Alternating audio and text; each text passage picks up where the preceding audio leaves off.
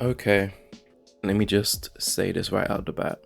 We're all in agreement that this is the worst book in the trilogy. However, it is still a good book. Before I get into my review for Mockingjay by Suzanne Collins, please like and subscribe and tell us what you think in the comments. There's something for everyone on this channel. For the scores, this book gets the following: plot 85, characters 75. There was a big step down in characters in this book. We got a lot of side characters and new kind of main-ish characters that weren't memorable at all. I actually felt as though we had too many characters. Emotional impact 70, which is the lowest score in this series. This didn't move me as much as the other books.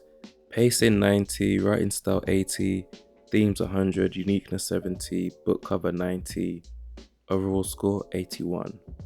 Let me get straight into it. I like how differently things are in this book compared to the rest of them. I like the District 13 setting a lot, and I like that we spend a good amount of time with the rebels. We're not told everything because Katniss is not told everything. But still, there was never going to be a third Hunger Games in this book. This was about the war, this was about the rebellion, this was about taking down the capital, which I understand. I guess the things that worked for the previous two books kind of didn't work in this book. The body count in this book is sky high, of course, it's war. And so are the things people do and put up with in order to aid Katniss. The amount of demands and amount of free passes do add up in this book.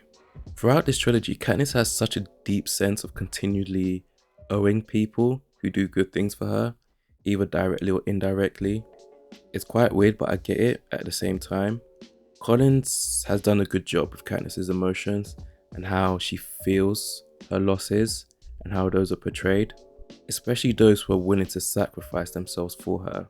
Her thoughts and her conflicting emotions about it, especially in relations to her plans and her wants, were definitely well done. Collins definitely still on point with that. Speaking of wants and needs, I like the added complexity of Katniss and Gil's relationship, friendship, whatever the hell it is at this point. They are together, but yet they are drifting apart.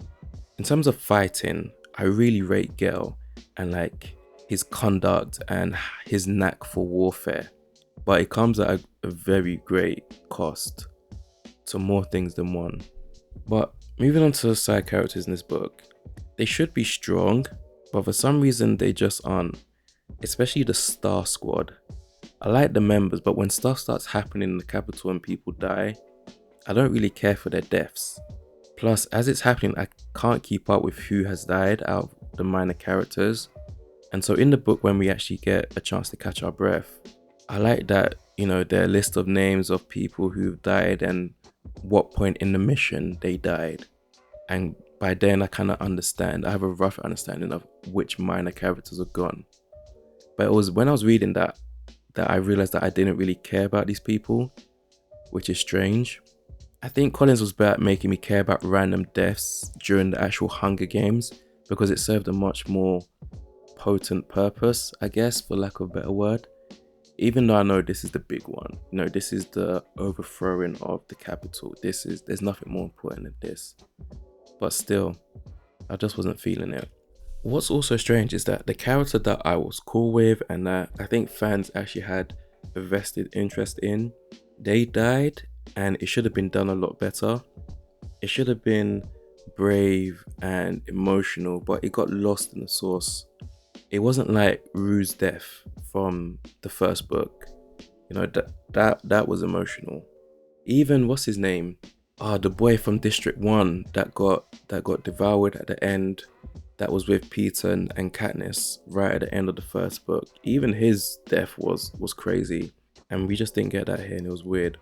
If you read it, you know what I'm talking about. I'm trying not to spoil anything. Moving on with characters, let's talk about Prim. I feel like she should have been given more to do in this book. I stand by that even with the following quote. Prim, a doctor, she couldn't even dream of it in 12. Something small and quiet, like a match being struck, lights up the gloom inside me. This is the sort of future rebellion could bring. We only really get to see Prim in one instance really, when her and Katniss have a heart-to-heart, and it was during that talk that I realized that Prim, as she's now getting older, should have been more involved, not with the rebellion or anything like that, just more of emotional support for Katniss. She is her sister after all. I felt like Prim was just this symbol for the girl, the younger sister that Katniss had to protect by volunteering for her in the first games.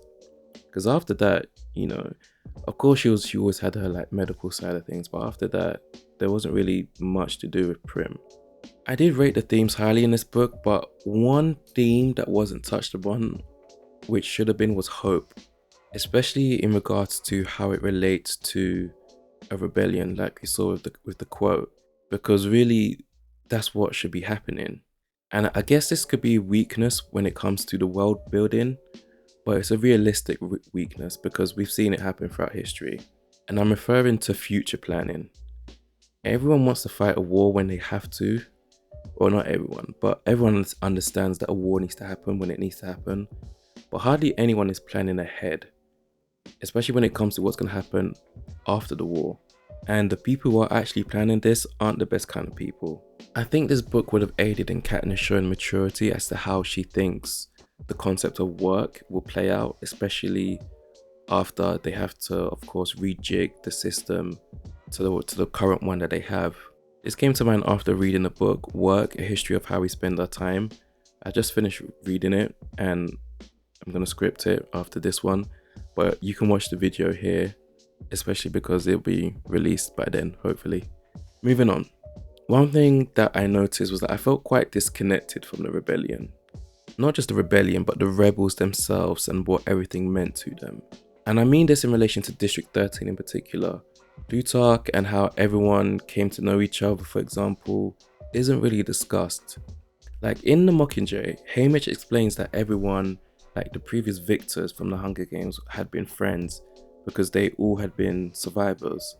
They all saw each other when they were forced to, tour the country and when they had to mentor new tributes every year. Collins was easily able to showcase how, that guy from like District 11, I think it was, with one arm, was friends with Haymitch. We don't get that same connectedness and back history with District 13's people and in relation to how they actually linked up with the rebels.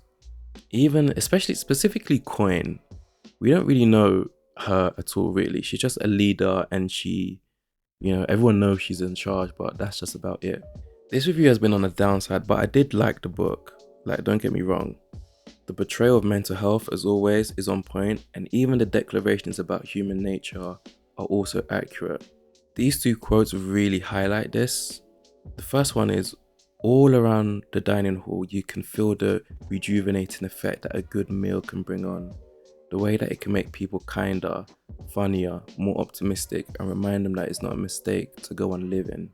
I definitely like this part of the book and, what happened, the events that led up to this thought from Katniss. And speaking of that, the best part of the book, I didn't script this part, I don't know where I missed out. But the best part of this book, to be honest, was when two things. Was when Katniss and Finnick were really close and really together and really kind of helping each other. And the second part, and the number one part of this book, was definitely Katniss and Joanna. 100%. They became close and they had an understanding. And I think Katniss, an understanding is probably the best way to describe it. And I think because they were so hostile in the last book, but in this book they really, really, really got on, and I understood it. And the exploration of their friendship was actually quite great. And of course, the second quote about human nature: we're fickle, stupid beings with poor memories and a great gift for self-destruction. Truer words have never been said. I've heard some people say that there was a need for two books. I was waiting for my Sata, I think that's her name. I was watching her review on the book and she mentioned that. I'm inclined to agree somewhat.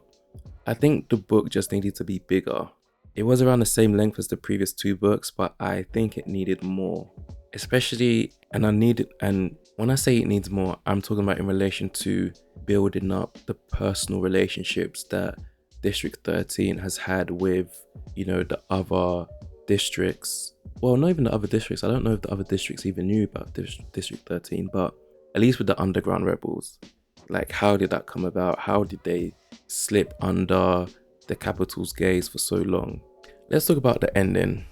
It was strange to say the least, and I'm not talking about You Know Who's death.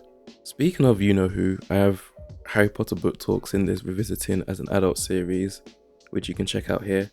I've forgotten that, you know what, this series, the Hunger Games series, was so great that I've actually forgot that is literally part of my Revisiting as an Adult series. Like, I knew it was a reread, but there's so much to talk about that I haven't even been focusing on the fact that one, it's a reread, and two, it's actually part of the series, which kind of explains how great this reread has been. But the ending was weird.